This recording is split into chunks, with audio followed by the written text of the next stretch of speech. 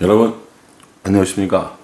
3월 7일 화요일 넘치는 우리 교회 매일 묵상을 시작하도록 하겠습니다.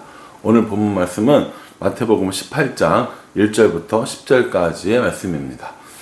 예수님께서 변화산에서 변화되시고 또 내려오셔서 귀신 들린 아이를 고치시고 또 세금을 내시고 이러한 때 있었던 말씀입니다. 예수님에게는 시간이 없다라는 생각이 좀 있으셨던 것 같아요. 그래서 제자들이 좀 잘 따라와주고 잘 배워줬으면 좋겠는데 제자들이 한 번씩 헛발질을 하고 있는 모습을 보여줍니다. 오늘도 그런 것 같아요. 오늘 본문에서 보면 18장 1절에 그때에 제자들이 예수께 나와 이르되 천국에서는 누가 크니까? 라고 물어봅니다. 천국에서 누가 큰 사람입니까? 라고 물어봅니다. 이 제자들 마음속에서의 이 천국은 하나님이 다스리는 곳입니다. 그런데 거기서 누가 큰 사람이 될 것인가? 누가 힘이 있는 사람인가? 누가 권력을 가진 사람인가? 라고 하는 질문을 하고 있는 겁니다. 여러분, 이 질문이 정말 그 서열이 궁금해서 하는 질문이겠습니까? 저는 아니라고 생각합니다. 내가 큰 자가 되고 싶은데 어떻게 해야 큰 자가 될 수 있는가? 를 물어보는 거라고 생각합니다. 그렇게 제자들이 예수님이 원하는 질문을 하지 않습니다. 또 예수님이 바라는 모습대로 성장해 주지 않는 듯 보입니다. 그런데 예수님께서는 그럼에도 불구하고 그 와중에 제자들에게 가르쳐야 할 것을 가르치고 계십니다. 질문은 우문인데 대답은 현답입니다. 그래서 좋지 않은 질문에 좋은 대답으로 제자들을 가르치는 모습을 보게 됩니다. 저도 이런 것들은 좀 이렇게 했으면 좋겠어요.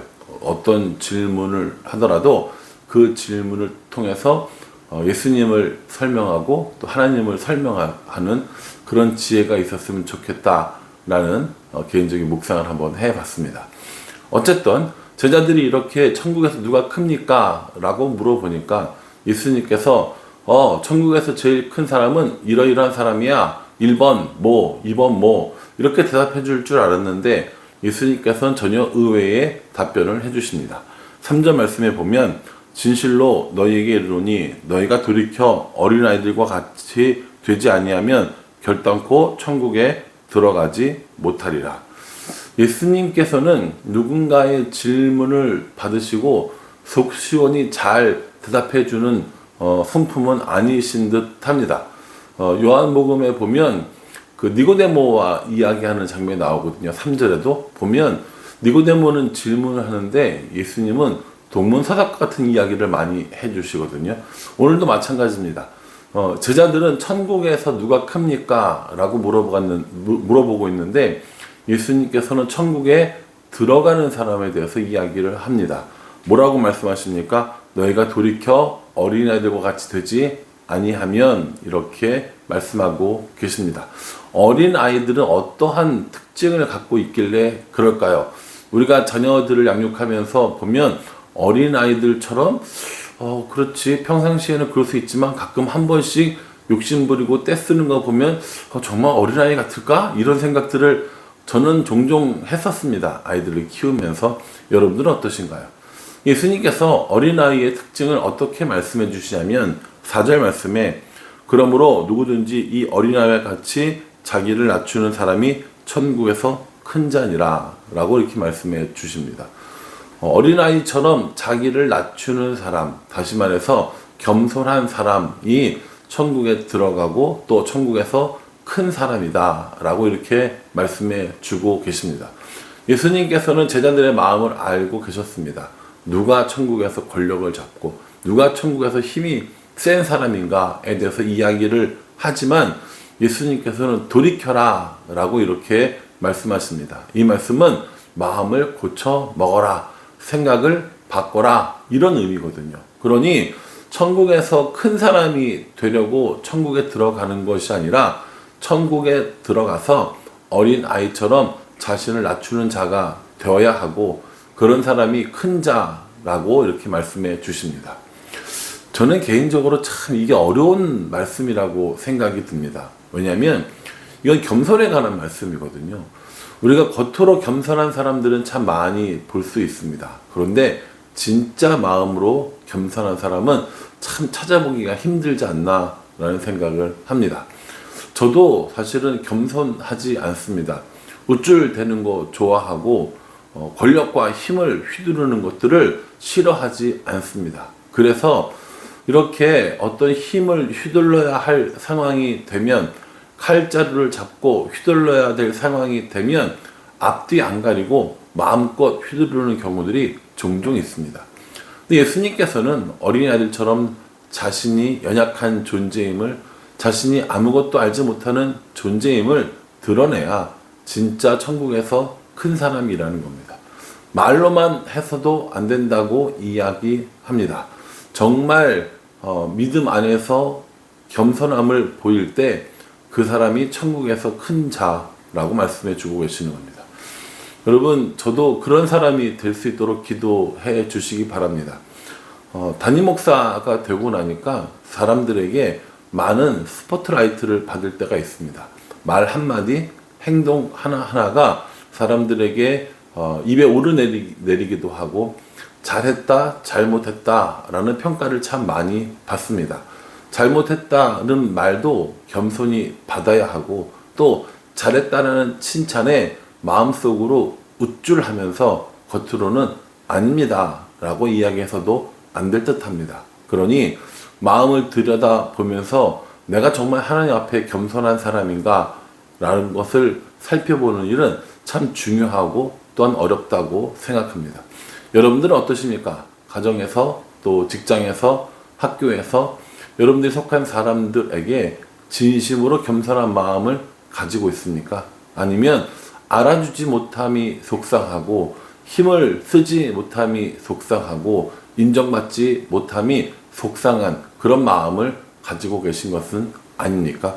오늘 이 말씀을 통하여서 자기 자신을 낮추는 사람이 천국에서 큰 자가 된다라고 말씀해 주셨습니다. 그러니 천국에서 큰 자가 되기 위해서가 아니라 진심으로 마음속 깊이 겸손한 마음, 아직도 여전히 모자라고 아직도 여전히 부족하여서 더 많이 배우고 더 많이 섬겨야 한다라는 마음으로 살아가는 저와 여러분이 되었으면 정말 좋겠습니다. 예수님께서 이렇게 어린아이 하나를 앞세우고 이야기를 하시면서 어린아이들에 대한 교훈을 몇 가지 더 주십니다.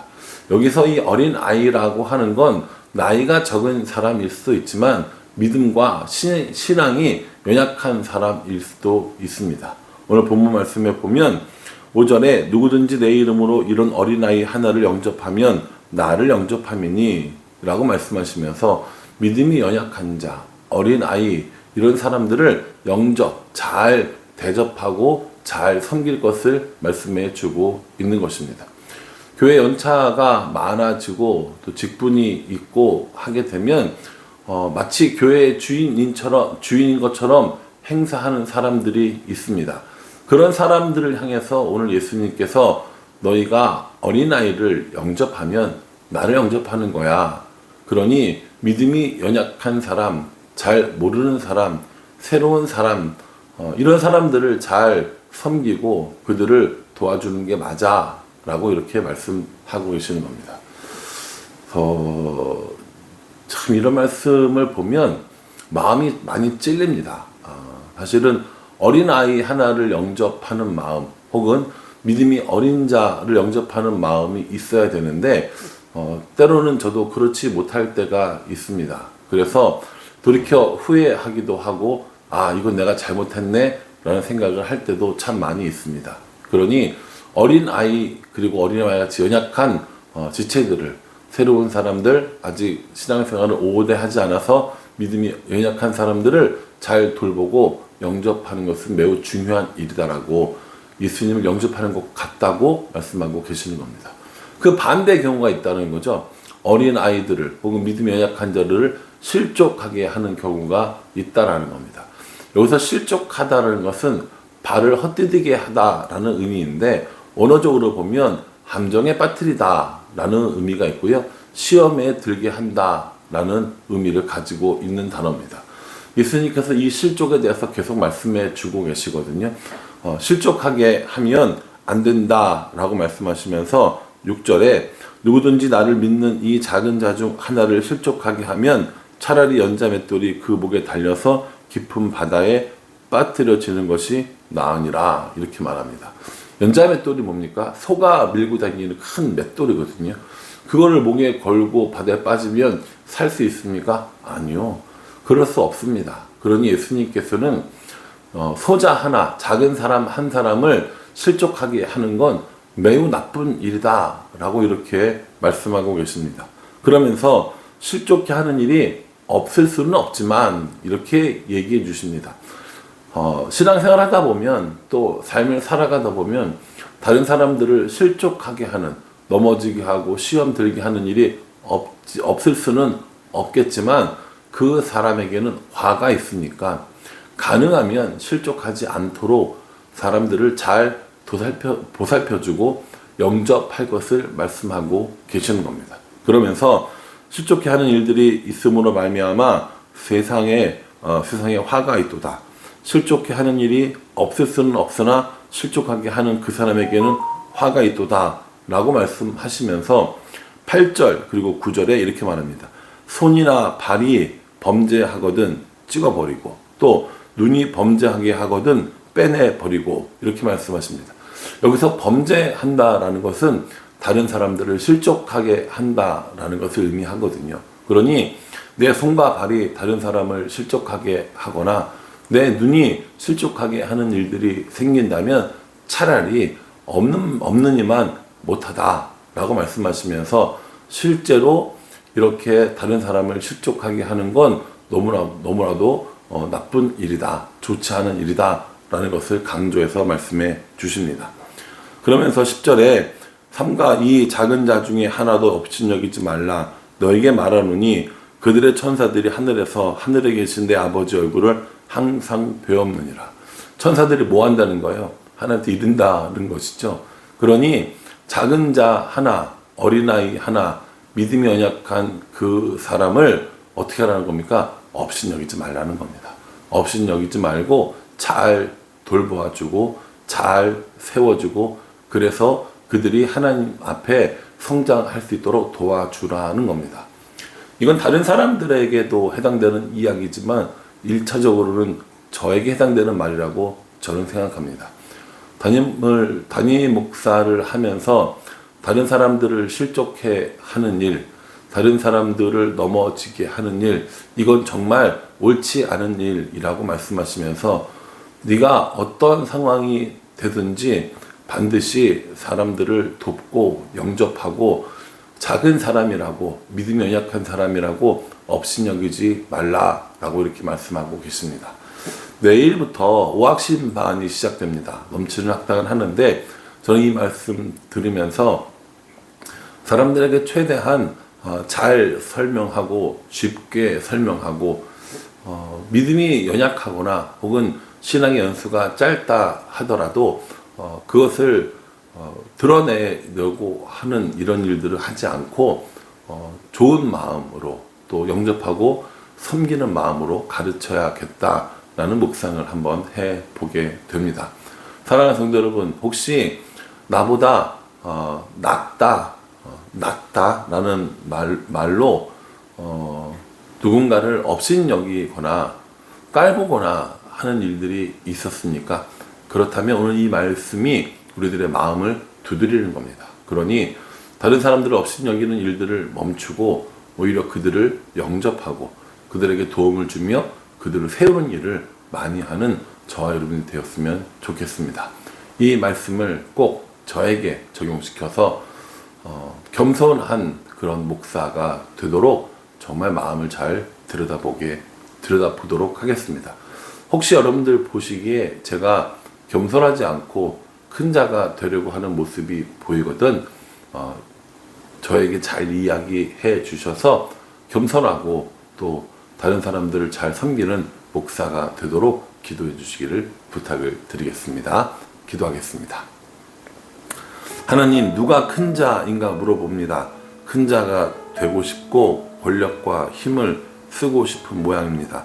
그러나 예수님께서는 자기 자신을 낮추는 사람이 되어야 한다. 겸손한 사람이 되어야 한다. 다른 사람들을 실족하게 해서는 안 된다 말씀하십니다. 다른 사람에게 적용하기보다 먼저는 저 자신에게 적용하게 됩니다.